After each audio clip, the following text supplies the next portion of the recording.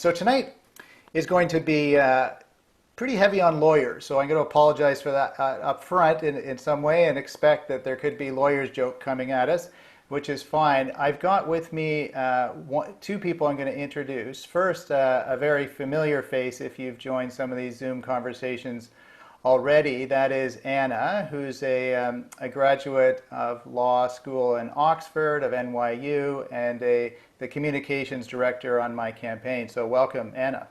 Great to be here. Thanks, Cam. And Anna will be facilitating questions in the second half of the show. So at about 6:30, we'll open it up and ask questions that have been submitted in advance or questions that any of you have, and Anna will help us get through that. And it's my absolute pleasure and thrill to be introducing Dr. David Boyd. David is one of the leading environmental lawyers in the world. He and I met back in the last millennium, really. We were working in the 90s on forestry standards for BC. So what's ecoforestry going to look like in British Columbia? And the effort of the Forest Stewardship Council, or the FSC, got to know David there. I'm proud to say he's become a friend. He's one of my heroes and an inspiration, and one of those very few people that, in fact, didn't tell me not to go to law school. So I appreciate that from David as well. David was the second executive director of Ecojustice. At the time, it was the Sierra Legal Defense Fund. And he's the author of at least 9 books, maybe I'm missing some, and countless articles. 2 of those books have to do very centrally to what we're talking about tonight. The Right to a Healthy Environment was one book, and then the Environmental Rights Revolution. And both of those books built on David's dissertation research at UBC, where he ignored the advice by his professors, and that is he dove right in, looked at every single country in the world, evaluated whether in their constitution there was a right to a healthy environment. If there was, he then looked at the legislation, he looked at the court cases, and he looked at what happened on the ground, whether those rights actually improved the environmental conditions in those particular places.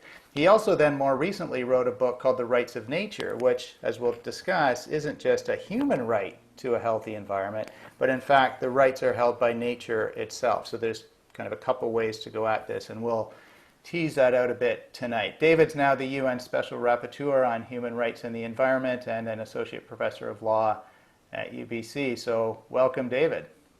Hey, it's great to be here, Cam, and thanks for that somewhat excessively glowing introduction.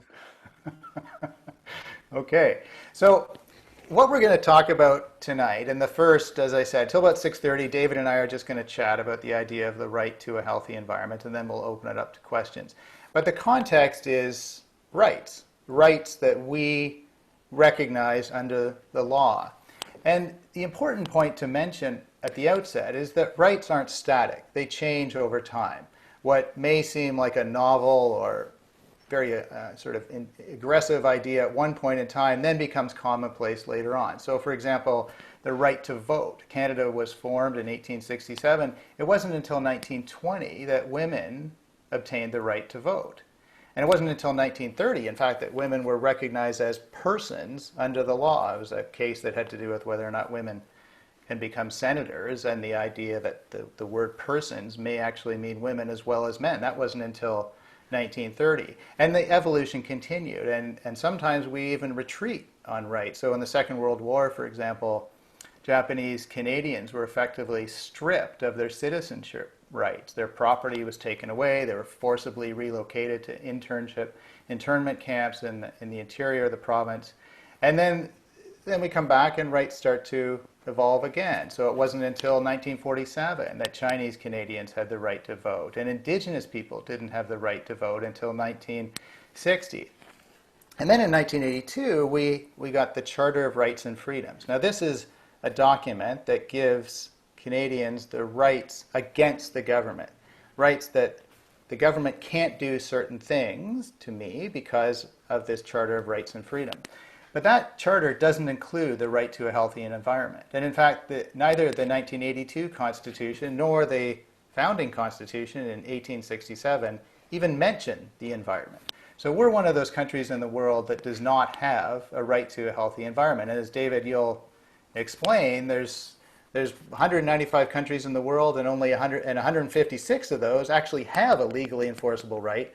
But Canada, sadly, is not among this vast majority of nations in the world. Some provinces have gone some distance, but really the federal right just isn't there. So that provides a bit of a context for our conversation about rights. David, did you want to add anything else to that context? Yeah, I wouldn't mind just starting with an even bigger picture, Cam, which is to say, look, the one thing we have to always remember is that we live on the only planet in the whole universe that is known to support life. Like this amazing, beautiful blue-green planet, Earth, is a miracle of the highest order. And we're just so incredibly fortunate as human beings to be living on this Earth and to be living at this point in time with all the challenges. Yes, but I think that's a key thing to remember. Like this is it for life in the universe.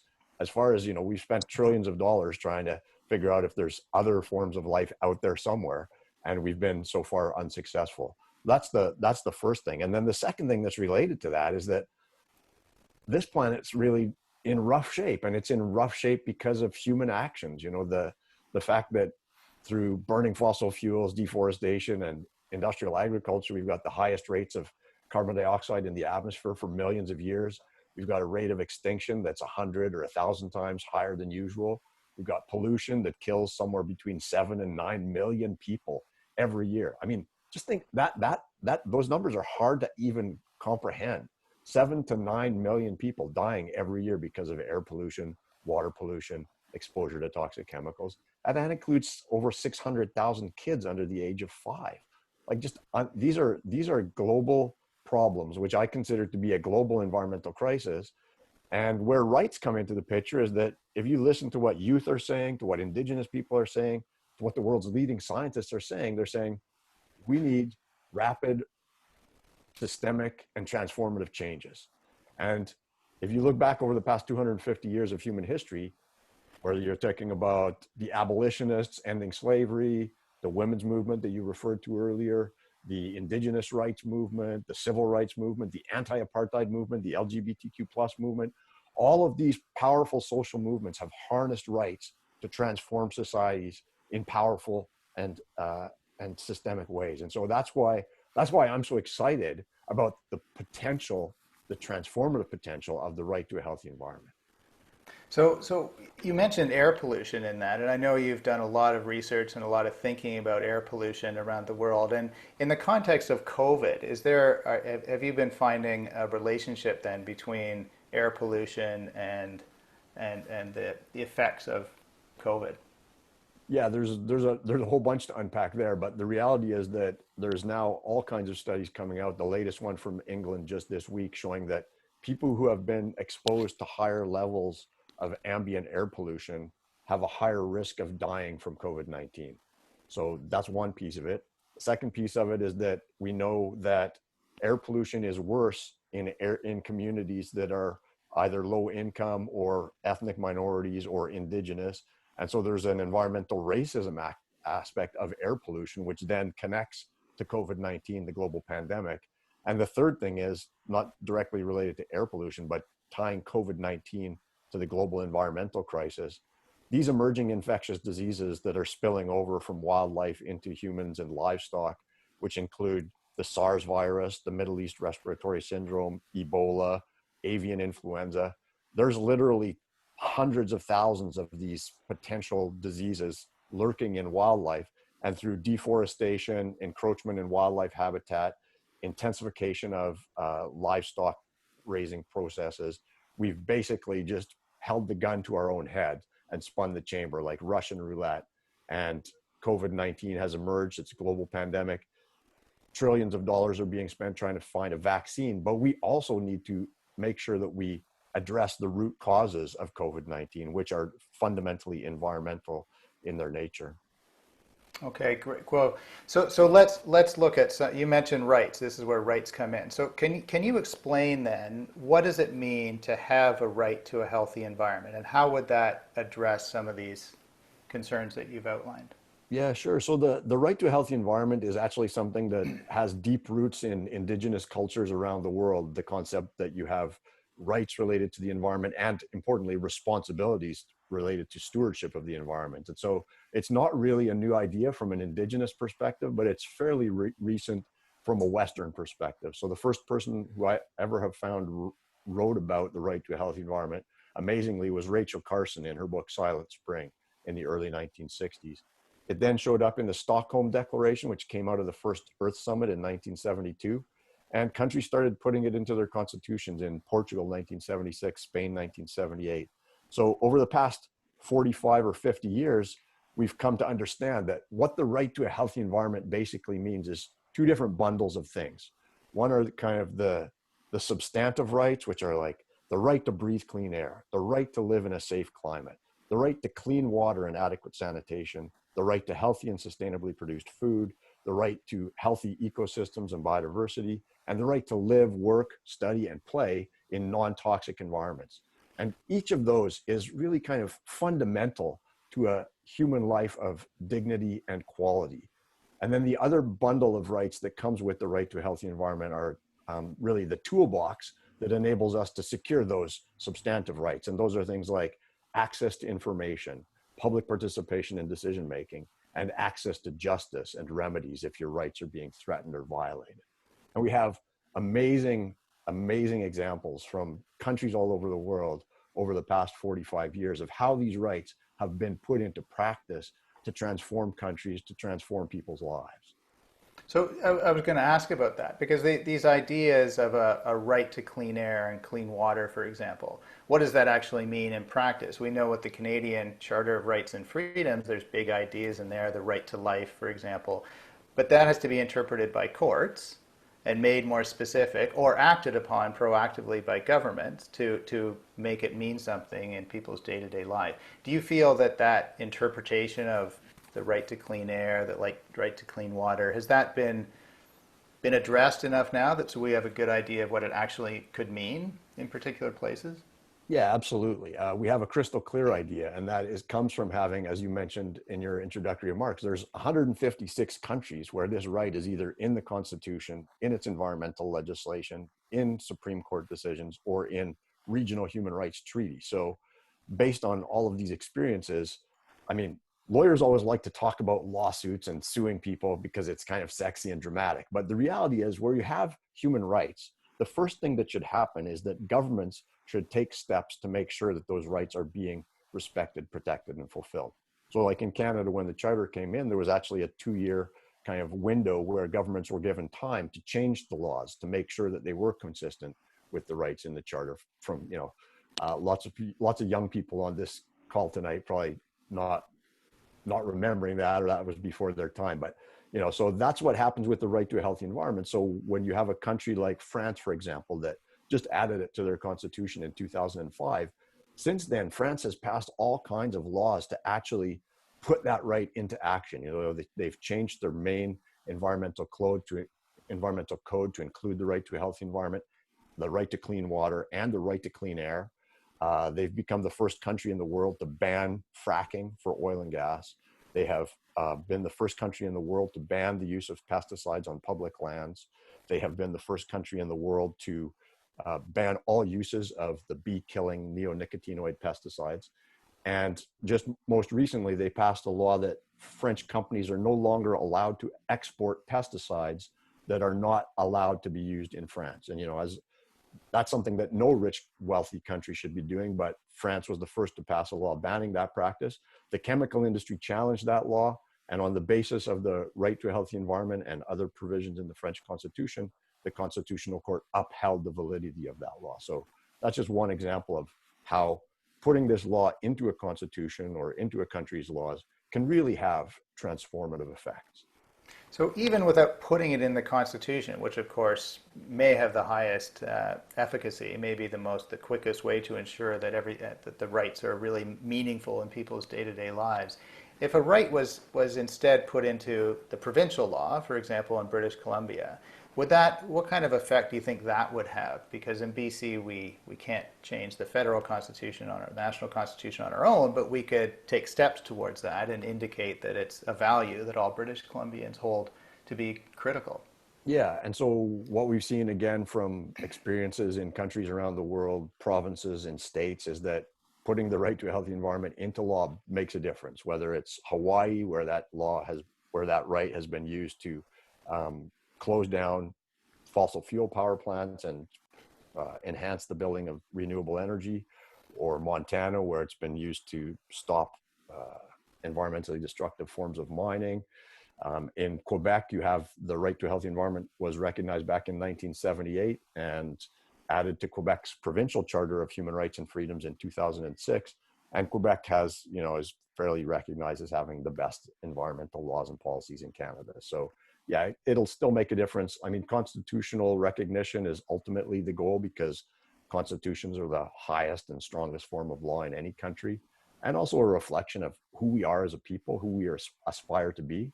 And I think as Canadians, we have such deep pride in this fantastic, diverse, beautiful country that we live in, that our constitution should reflect that fundamental Canadian value.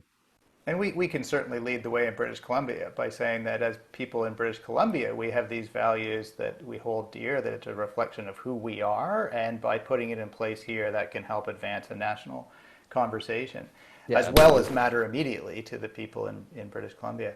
You mentioned there's the substantive rights, and there's also procedural rights. Can you talk a little bit about the procedural rights and how those would play out, what those would mean to people in British Columbia? Yeah, so procedural rights, as I mentioned, access to information. So for example, people in British Columbia have had trouble in the past getting information about the chemicals that are being used by the oil and gas industry for hydraulic fracking, or just fracking.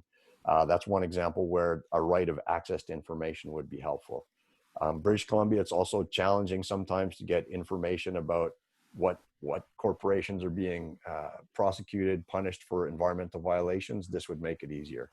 Public participation in environmental decision-making, well, that's something where, if you look at countries like Norway and Finland, where the right to a healthy environment enjoys constitutional and legislative protection, those countries are light years ahead of us in terms of innovations to make sure that young people, people with disabilities, Indigenous people have a say in environmental decision-making.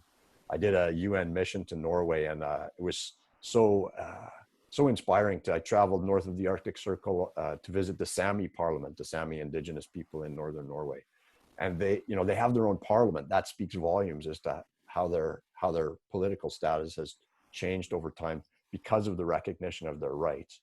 And Norway also has passed a law requiring local governments to set up youth advisory councils on climate change. So, those are the types of innovative things that flow from recognition that people have a right to participate. And then the third key element procedurally is access to justice.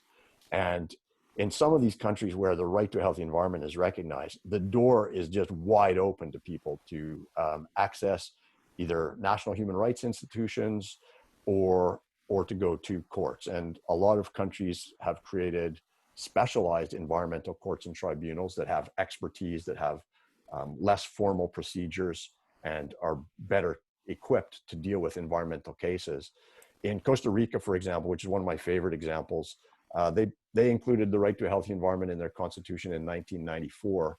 And in Costa Rica, you can literally write a letter to the constitutional court saying, hey, I'm concerned about pollution in this river near my home. And the constitutional court will appoint a lawyer to bring that case on your behalf. So that's an example of just very open access to justice, and something that's hard for us as Canadian lawyers to even imagine a system that's that open. It's like a public defender for the environment, kind of. Yeah. And maybe something I imagine lawyers would be very excited to volunteer for. There's a great way to do some pro bono work helping the environment.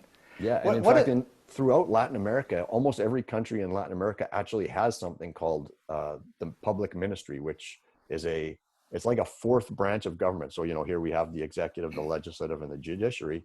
In these countries like Brazil, the ministerial public, or the public ministry, is independent from those other bodies and is charged with enforcing environmental law.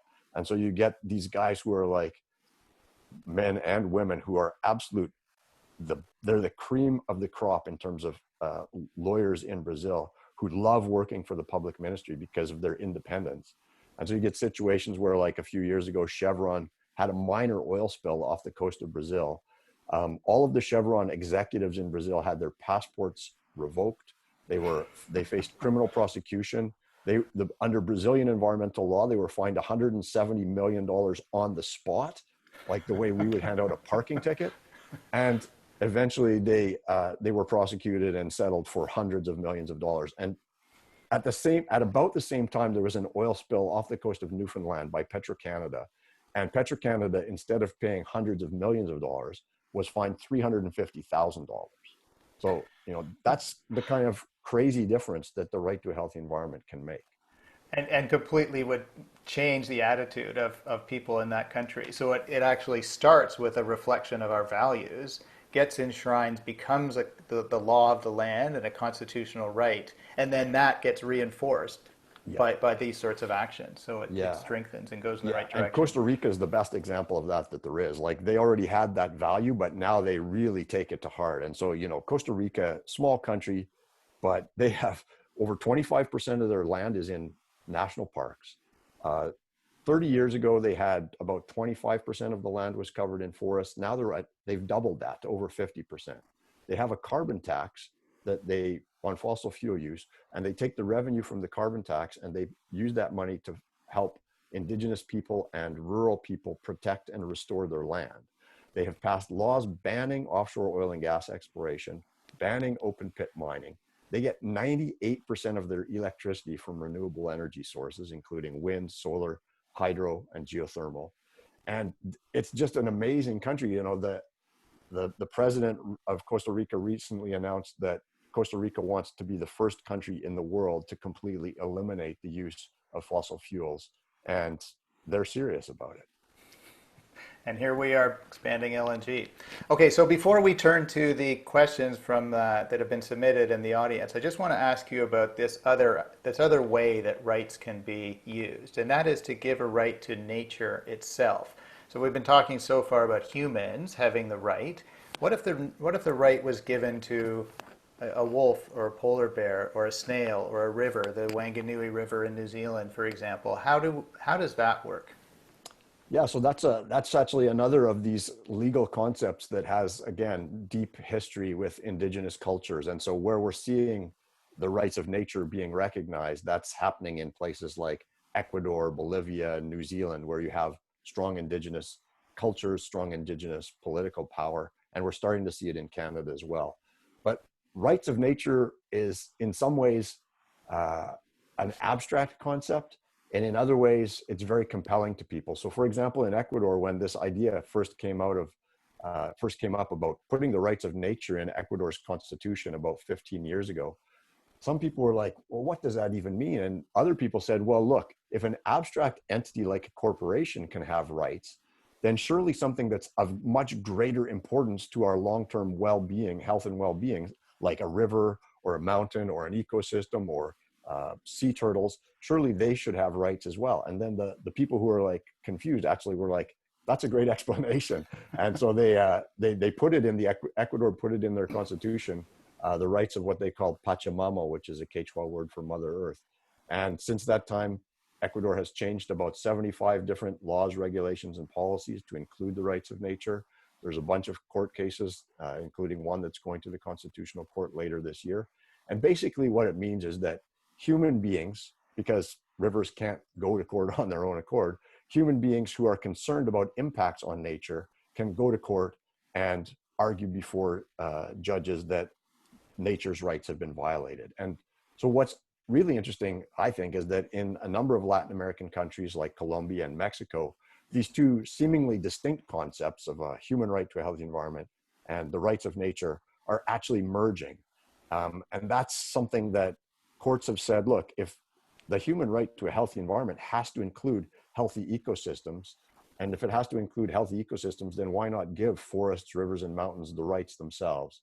And then what we're seeing is this, I think it's a really powerful kind of vision of humanity's relationship with nature, that what these Colombian and Mexican Supreme Court judgments have said is basically like, human beings are part of nature. We're not separate from it.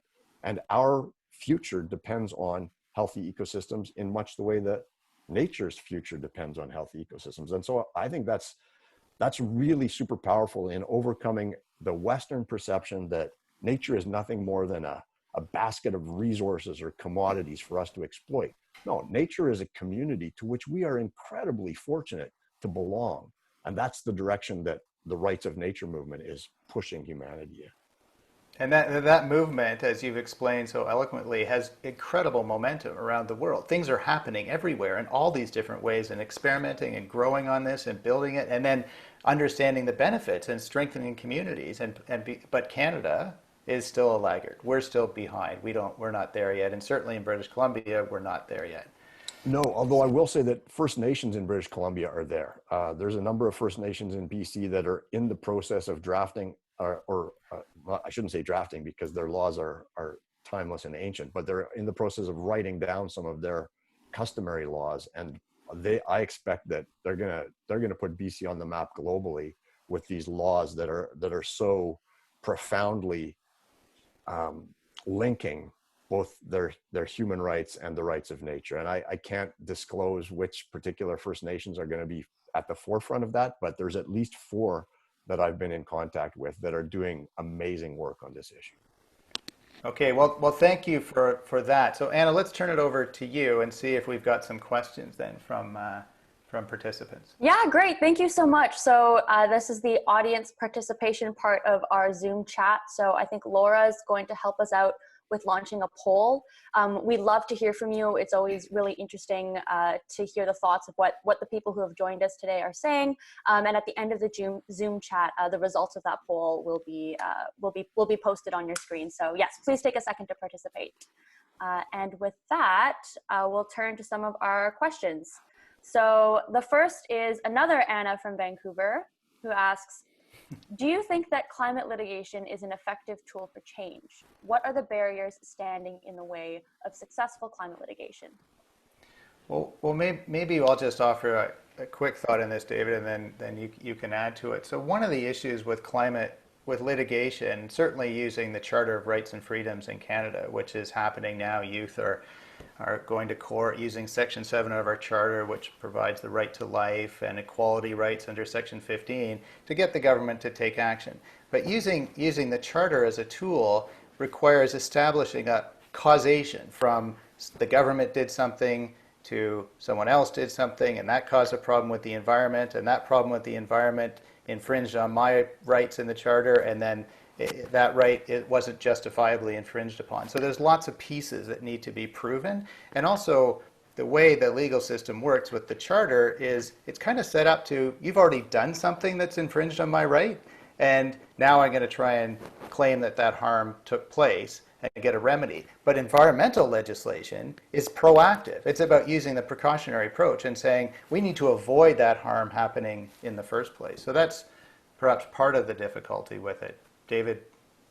Yeah, and there's actually some super dynamic developments happening internationally. So there's a very famous court decision from the Supreme Court of the Netherlands where a citizens group called Urgenda filed a lawsuit against the government saying that their targets for 2020 were not consistent with their human rights obligations. And the Supreme Court of the Netherlands, in a very powerful judgment, said Urgenda was absolutely right, that the government needed to take stronger action. They needed to achieve a more ambitious target by 2020. And to achieve that target, which the Supreme Court has ordered them to do, the government is now closing down coal-fired power plants in the Netherlands many years ahead of their expected closure. Another case that's made waves around the world is a case in Colombia that was brought by 25 children and youth. And I had the great honor of meeting a bunch of these young people in Bogota last year. And they are some of the most passionate, eloquent, environmental advocates I've ever met, but they filed a lawsuit against their own government saying that deforestation in the Amazon rainforest, the portion of Colombia that's covered by the Amazon, was a violation of their constitutional right to a healthy environment. And the Supreme Court of Colombia said, you're absolutely right. The government has to come up with a plan to end deforestation within 4 months in order to fulfill its human rights obligations to you as young people.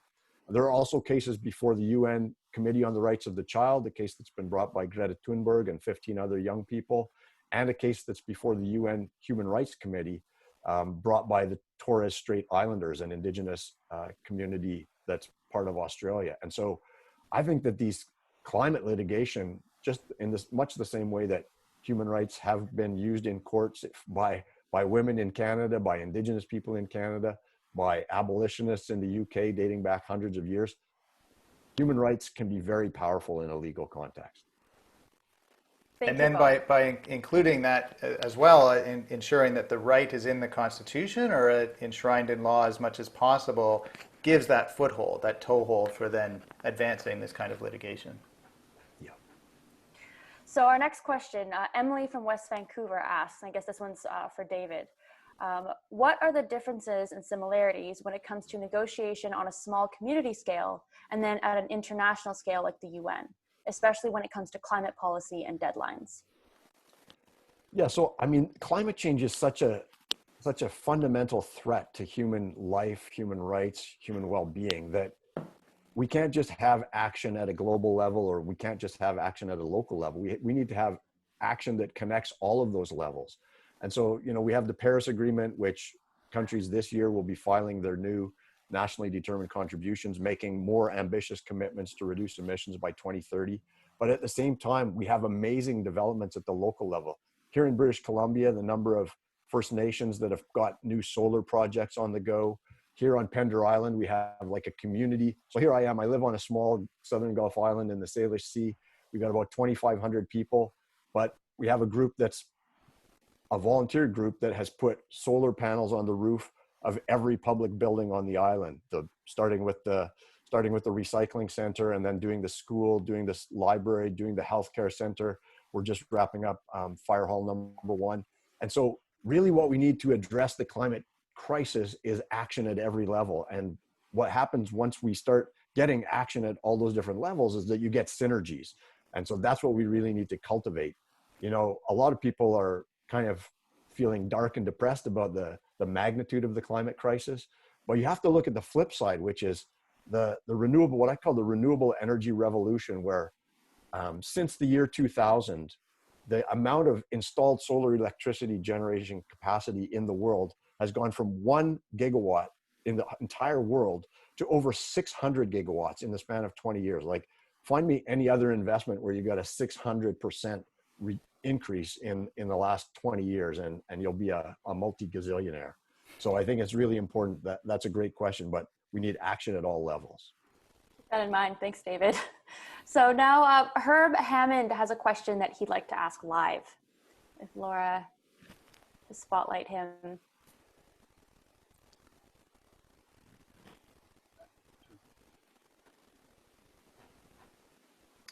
Herb, are you with us? I am. Great. So, this question is primarily to you, David, but also Cam. I'm interested in your thoughts. Where rights to nature are enshrined in law, in Constitution and the laws that flow from it, are there also in place bureaucracies where people can go to complain or issue a complaint that nature is not being protected, and receive some benefits to nature from that, as opposed to going to court? Yeah, so that's a great question. In the majority of countries where the rights of nature have been recognized, it requires citizens to go to court in order to defend those rights. But in New Zealand, they've set up a really interesting system. So New Zealand is perhaps the closest comparator to Canada in terms of, you know, being a Commonwealth country, being a wealthy, industrialized country with a strong Indigenous population. And in the past 6 years, New Zealand has passed 2 national laws, first recognizing the rights of at what was formerly a national park called Te Urewera, and then more recently passing a law that recognized the rights of the Whanganui River. And both of these laws set up management committees that are comprised of both Maori, Indigenous people, and representatives of the New Zealand government. And these stewardship committees are tasked by the law with looking out for the rights of, in one case, the ecosystem, in the other case, the river, and the surrounding freshwater ecosystem. And so they're kind of the first line of defense. And it's really interesting, you know, it's early days in terms of the implementation of those laws in New Zealand, but I've been following the committee that's been set up to protect the rights of the Te Urewera ecosystem. And they've already done some really revolutionary things in terms of the way they're managing human relationship with that land. So they have a management plan that is really about how humans are part of that ecosystem, and as part of it, have a responsibility, whether you're Maori or non-Maori, you have a responsibility to enjoy it, but also to protect it.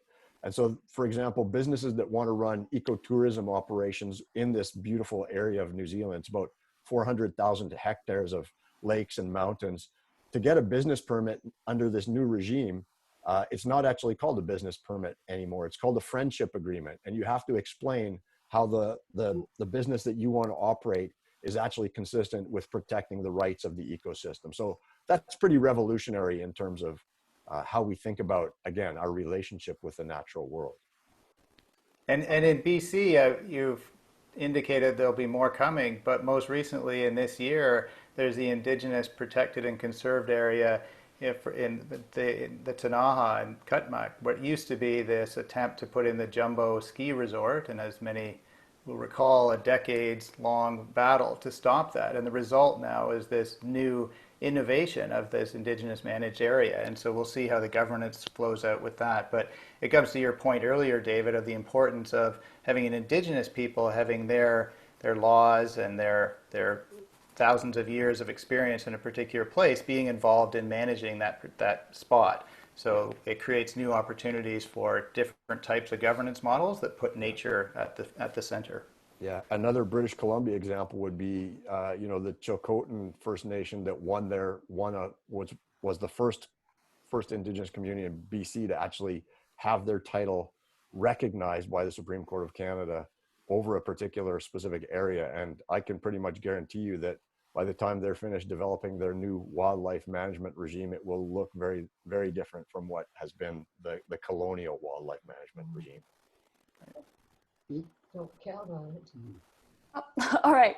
So thank you both. So our next question from Megan is, given global warming, is there time to try and make Ecocide a law in BC, in Canada, or in the international courts? Well, Ecocide is a proposal to add a new crime against humanity to the International Criminal Court's jurisdiction. It was actually originally part of the International Criminal Court's jurisdiction back in the 1970s and was dropped at the last minute due to political machinations. So there are countries in the world where ecocide is a crime. A couple of countries have passed laws that make it a crime to cause substantial damage to the environment. Whether BC could be at the forefront of that, I think that's probably a challenging thing given the conservative nature of our legal system. But it's certainly something that's worth discussing. It's also, of course, in Canada with criminal law power being a federal power as opposed to a provincial power, there's maybe more scope in BC to start with what we've been discussing, which is to put in place a provincial right to a healthy environment, to clean air, clean water, healthy ecosystems, fertile soils, and so on, and then build on that in BC in an easy way. And then, of course, the partnership with Indigenous people. So we get to the same place, perhaps with a different route. Yeah. And, British Columbia actually talked about recognizing the right to a healthy environment back in the 1990s when the NDP was in power, but they never got around to doing it for reasons that are buried deep in the bowels of the legislature over there in Victoria. But, British Columbians, we already enjoy pretty amazing air quality, pretty amazing water quality, pretty amazing natural, healthy ecosystems and biodiversity. But not all of us do, right? There are still Indigenous communities in British Columbia that do not enjoy access to safe drinking water, that have been under long-term boil water advisories. There are still places in Vancouver where the air quality is harming human health. Those are places where you have like a majority of Indigenous people, a majority of ethnic minorities, or low-income people. So what recognition of the right to a healthy environment in British Columbia, for many of us, wouldn't make a tangible difference in our lives, but it would make a difference for the most vulnerable amongst us. And I think that's really important to keep in mind, that it's people who are suffering who would be the greatest beneficiaries of this different approach. Thank you both. So I think the next question kind of goes to this issue of, you have the law and then you have enforcement and you have people's rights and then you have the issue of, what tangible difference is that making on the ground. So we have two kind of connected questions here. One is from Jim Hesser in Saanich, who responding to some of the comments that were made about, public defenders for the environment in Brazil, said, what you're saying about Brazil somehow doesn't reflect what we hear, e.g. destruction of the Amazon forest for meat production.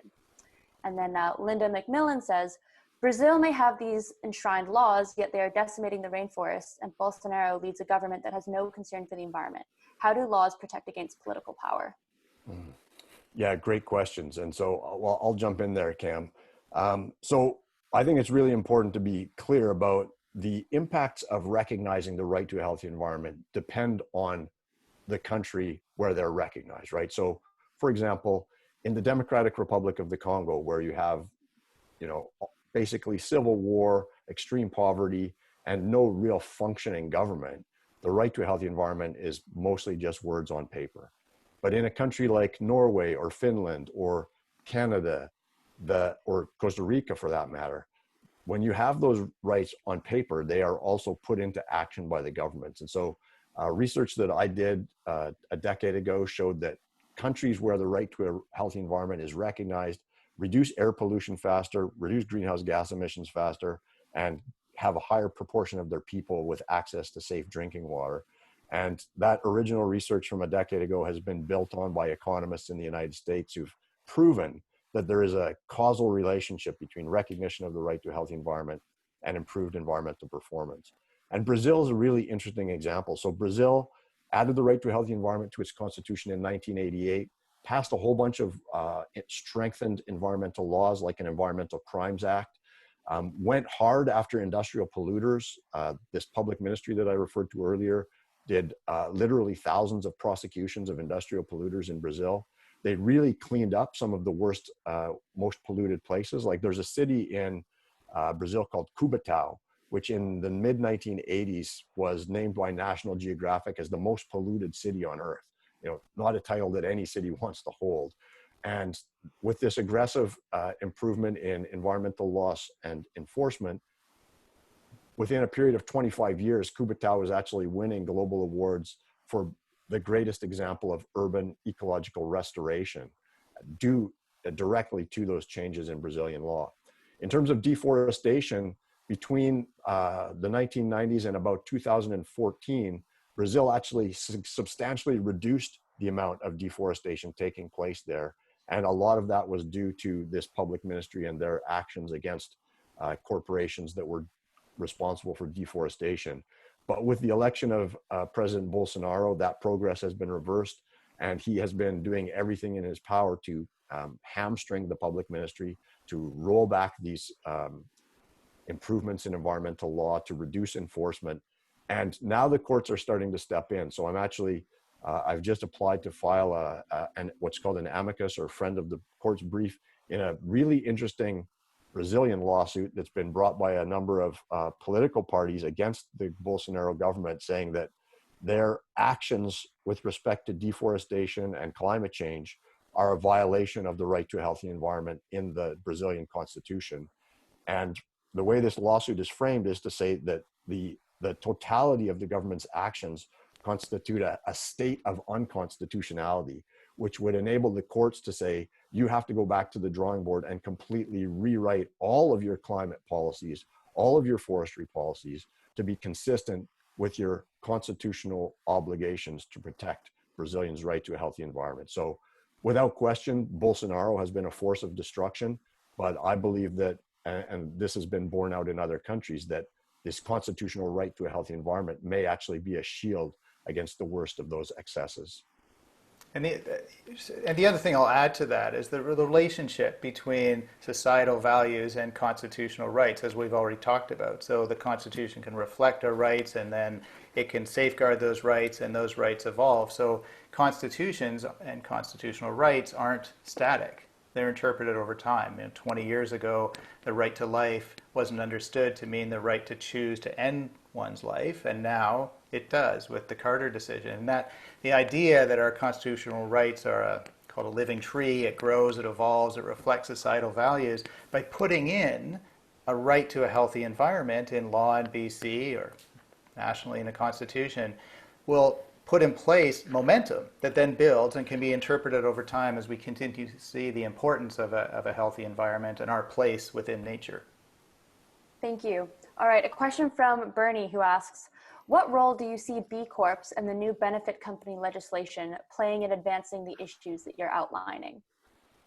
So you can add some thoughts to this too, David, but the B Corp legislation, so Andrew Weaver brought that forward at the BC Greens in British Columbia, allowing the idea that companies are looking at a triple bottom line. So social and environmental benefits is not just a myopic focus on profit. And again, this is an example of a vehicle that can reinforce societal values. It comes from the place where we recognize that entities, corporations, have other roles than simply making profit. Especially that's true in British Columbia, where you consider the fact that resource companies are acting on public land and extracting private resources. If we switch this around to different ownership structures, community-owned structures, for example, communities own tenures that allow the resources, then all those benefits can flow to the community, and it's not just private wealth that's extracted. So B corporations is an example of a vehicle that reinforces those values. It was a great initiative, and more of those can be advanced. There's other types of cooperative structures, for example, that could support communities in having those kinds of values. And if you put those kinds of shared ownership structures and cooperative values within the context of having a right to a healthy environment, then we're firing on all cylinders, so to speak. Things are going to get better quickly. Yeah, and I would echo that by saying I love the idea of benefit corporations. I don't know why we would want to have detriment corporations. In one of my recent books called Cleaner, Greener, Healthier, a prescription for better environmental policy in Canada, I have a chapter on the kinds of transformative changes that Canada needs. And one of the things I talked about was benefit corporations, co-op models. That's an example of one of these transformative changes, like the right to a healthy environment, like changing our societal focus from economic growth to something more like, Bhutan's gross national happiness, or Ecuador and Bolivia, who talk about a good life in harmony with nature. Those kinds of transformative changes are really, to me, what the Green Party is all about. And so it's exciting to see them being brought into the British Columbia picture. All right, but our last few questions here. So Sharon asks, what about soil, our right to healthy soil and the rights of soil? Regenerative agriculture, which is focused on returning soil to health, is our best hope for carbon downturn. Nutrient-dense food, repairing the water cycle, cooling the earth, and much more. The 4/1000th protocol from France has no presence here at all. Well, one thing I'd say immediately about that, of course, is that the right to a healthy environment, regardless of how it's expressed, would include all of these things. So soils are critical to agriculture, as you've talked about, to forests, to ecosystems everywhere in the province. You can't just protect a tree, for example, without protecting the soil. So the full interpretation of the right to a healthy environment would include all parts of the environment, all parts of nature within which we're part. And so that would support businesses and community activities that restore rather than degrade natural environments. So organic agriculture, community agriculture, ways that we can have a viable community economy while at the same time restoring the ecosystems and nature. And the right to a healthy environment simply enshrines that as the direction that we need to take. Yeah, that's absolutely right. So in my work with the United Nations, I've been producing a series of reports on the substantive elements of the right to a healthy environment. So I presented a report on clean air to the Human Rights Council, a report on safe climate to the General Assembly, a report going to the General Assembly this fall on healthy ecosystems. And one of my future reports will be dealing with healthy and sustainably produced food. And of course, soil is the foundation of that. The other thing I just completed a report for the Human Rights Council on was good practices in the implementation of the right to a healthy environment. And this was a super fun report to work on because I gathered good practices. I gathered over 700 good practices from over 170 countries around the world. And this is really kind of one of my key messages, is that we have the solutions. Countries, including Canada, know what needs to be done, and it's simply a matter of implementing these solutions, sometimes over the opposition of vested interests. And again, that's where I think the Green Party plays such a critical role in saying, look, we need to do what's best for British Columbia, not what's best for corporations, LNG corporations, timber corporations. Canada, the same thing. We need to do what's best for Canada, what's best for the world, what protects human rights and not corporate profits. All right, thank you. Got maybe our last question here, but before we end, if everyone would take a minute to answer the poll, we'd love to hear from you. And I think it's always interesting, great to see, you know, more of a sense of community, you know, how everyone else is feeling on the chat, especially on the question of, you know, do you think that there should be a right to a healthy environment after listening to this talk? So John from Campo River asks, what tactics have you found most helpful to get your friends and family into climate change and environmentalism? Besides David's tenacity, I'm not sure.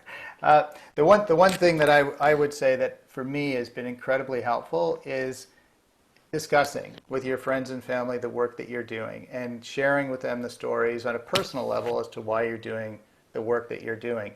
You know, I've been involved in environmental issues for 30 years and started out working at Greenpeace and started learning about logging in British Columbia and finding out about ecoforestry as a solution, and then meeting people that are doing that and getting really engaged in the promise of what that could bring.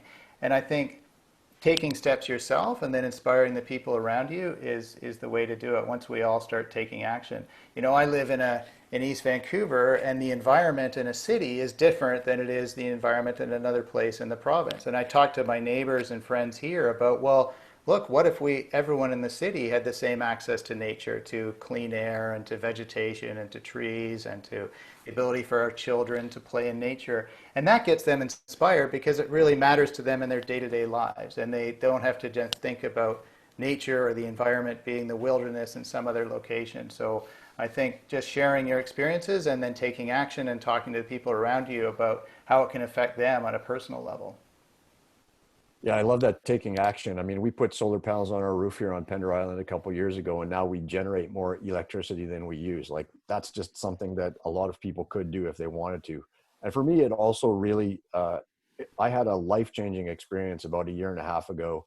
I did my first UN mission to Fiji, you know, a tropical paradise, a small island, developing state. And it was literally gut-wrenching. I went to visit a community called Vuni Dongaloa, which is the first community in the world that had to forcibly be relocated because climate change made their oceanfront village uninhabitable. Between storm surges, saltwater contamination of their drinking water and their agricultural land, they simply couldn't live there anymore. And it was, you know, so they moved inland, and now they're about a 3-kilometer walk from the ocean. They still go down to the ocean every day to get their breakfast, their lunch, their dinner, but they have definitely, something has been ruptured in terms of their connection there. And then I also went to visit a couple of what they call informal settlements, which are kind of like urban slums on the outskirts of Fiji's largest city, and they were full of people who had been rendered homeless by Tropical Cyclone Winston. A tropical storm that was the strongest storm to ever reach land in the southern hemisphere, with winds of over 330 kilometers an hour. I mean, for people here in BC who remember that storm a couple of years ago, just before Christmas, where we had winds of 110 or 120 kilometers an hour, it's hard to imagine 330 kilometers an hour. Flattened their homes, flattened their crops, left them with nothing. And so they're living in basically you know, shacks made of corrugated metal, scrounged wood. They have, the Fijian government, to its credit, has got them some electricity, some safe drinking water, but they don't have access to sanitation. So they're using pit toilets. One of these communities is right beside the ocean. They get king tides that flood the excrement out of the pit toilets, contaminate the land, contaminate the food, contaminate their drinking water. And the same with the other community that's beside a river.